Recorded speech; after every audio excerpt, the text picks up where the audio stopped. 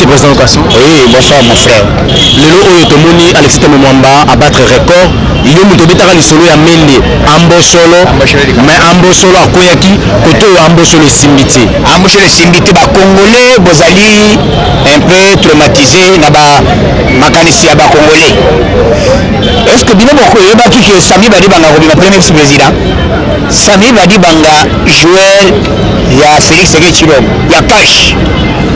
Puisque na moment où bino bozali na précité pour ça na biso ezali tous en possession. Puisque jamais bango nyonso bazwaka poste wana. Donc Fatia abetaki match na ye aisaka bela te soki olingi tozala coalition ndenge tosala cette fête tokaboli ye sera 50 kambo mamba zwi monsieur nani Sami Badibanga mpe azwa premier vice président place ya Boshab akatani Boshab ezalaki nango kope betamaki nango te ndenge ezali accord. Donc accord esali bongo andimi na ya assassin criminel mtabomambo. Papa attendez. Oui, pourquoi Sami Badibanga voter mon tout, ce n'est pas dire que ceux qui me bécou, loi me bécou les autres et puis ils ne pas moto, vous allez empêcher. Non. État des droits, ceux qui m'ont tassé les réels, n'angonga moke, c'est naïf, c'est au Mogamat. On va lui arrêter. Et puis accueillir. Et là, il m'a cassé les alliés que, dans le moment où et le côté de la possession, le côté de possession Assemblée nationale, le côté de possession il y a Sénat, il y a Moscou, il y a tout le temps. Donc, bon, à la Kenya, bateau bazali na agitation, il y a les politiques. Il dit bon, on se fait tamumamba kominani. Et le mot Kabila est remis tamumamba. Bah, on va se trop pressé. Il te demande ça, il se bat bon biso, bah bon na mbelini. Bah bon bino ne loko nini. Sans calme makambo eleki kitoko na moment oyo quelque chose tamama bazobima mais fati na kati ya coalition ya Bisif Kabila boy soki bato na bavote moto na ngai te basa biso na orange Kabila libité président nyata ba retour rare oyo vote Sami Badibanga puisque Sami Badibanga biso tena ba sénateur te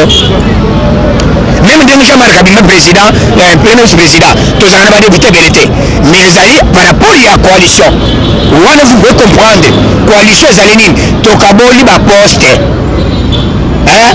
yango salami lelo siko na mini to Badibanga Sami proche ya Fachi ndenge kabondo Jean-Marc azokwesala baoba kuna na SADC azali nommé premier vice-président et puis deuxième personnalité na Union africaine. Vous avez eu son parle de déception que vous montrez à l'extrême moment sommet à Sénat. Et vous bandez que bango bosso qui moi na le bac ezala tambo mwamba bimi ezala ba yatsa bimi ba ko représenter absolument rien. Si je disais donc ndenge za boye tamamba empêcher Fachi na greni des criminels ande bataboya criminel tika mbonga eza politique pour ça la population tika mbonga ta yo za pressé pour na pressé bomisa mosé oyo baba na mowa mosé pressé bomisa le momba pressé mobutu tukoro na yeke ndoko tole na Maroc tika pressé tikela biso politique o biso toyebi ba vrai politicien to umela na politique to sala 37 ans toyebi ko beta A na B ndenge to ezali ko na chia dame nazo pesa toi bana o sepele bite na gagner tango na bayo pesa deux boy na le bana nyonso to beti sandam tika biso ba politicien toyebi nini to beta bakaliki na biso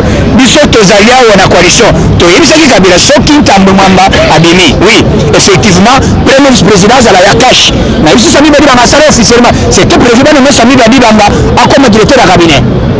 parce que mère azali donc c'était ça Fachi alibite yo kende boy tosala boy voilà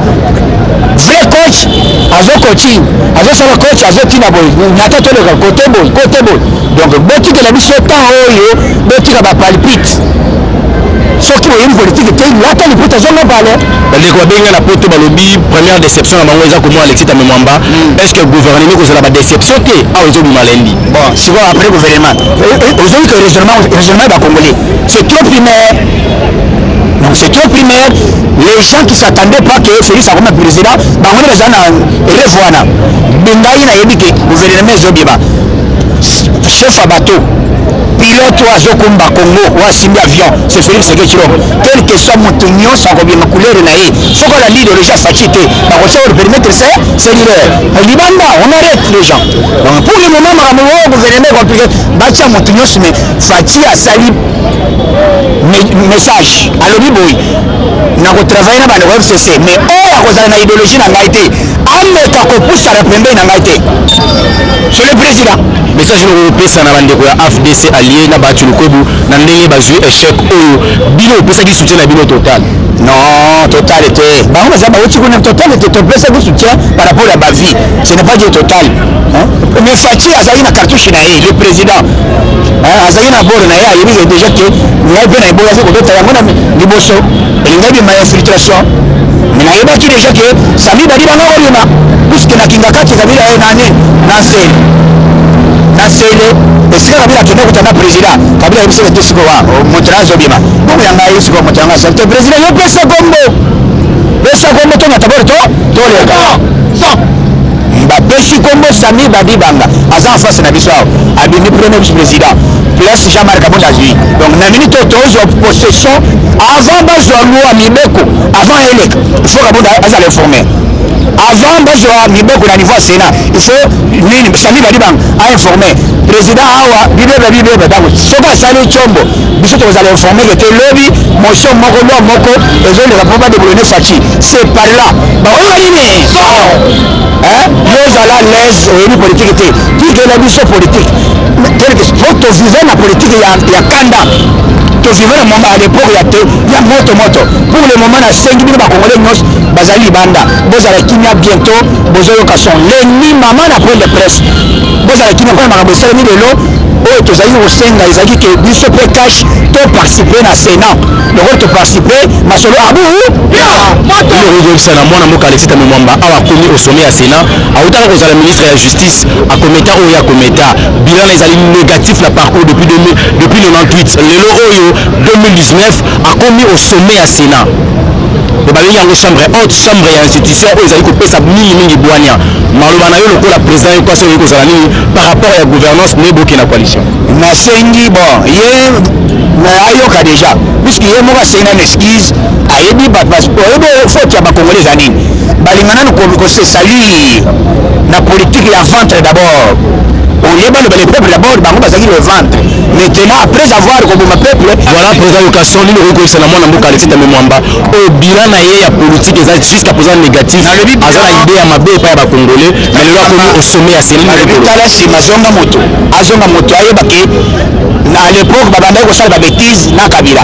oyo ezali moment ya état de droit le président azali kofrappe encore to soutenir le président tosala idéologie ya Fachi ezali ke le peuple d'abord ekotala misala oyo akolinga kocomplike soit avote motion moko boye soit acomplike loi moko oyo kocomplike Fachi devant le peuple congolais akoyoka nini c'est pas là biso tokosala ezo mosala oyo wana biso tokoyebaka chombo akokamwa na tongotongo amoni biso na palais du peuple ou bien na Sénat donc attendons voir comment les choses évoluent topesi message salere ce que le peuple d'abord yo tira le ventre d'abord ozonga na mosala okosali tubela kota siko na jardin dede sokola mai ezali Fachi obanda mosala toliata bolo kolanda Kabila te ou bien banani te bayati lukwe malgré échec yaka tovanda tosangana toniata bolo tosimbana totonga ekolo na biso moluba moswahili mokongo boto na be pour le moment initiative ezali ke le chef de l'état aza na minute na Nigeria azokende bainvite ye mpo na kofungola liboke esika bapesana bakatoko bia mwa eloko donc kala mingi te bapeti bakosoma lendi mama na masolo point de presse ya présidence de la République po bafungola liboko banyata bolo to jeudi et journal s'il vous plaît président occasion mutuna moko yeli biso ndenge tokomona déjà ndenge tozomona déjà na baréseaux sociaux répartition ya baministère bato wana bazwi une affaire ya 42 ministères bino bozindama 65 ministères non ezala 65 ezala 80 ça le problème ezali aboyaka yango aboyaki te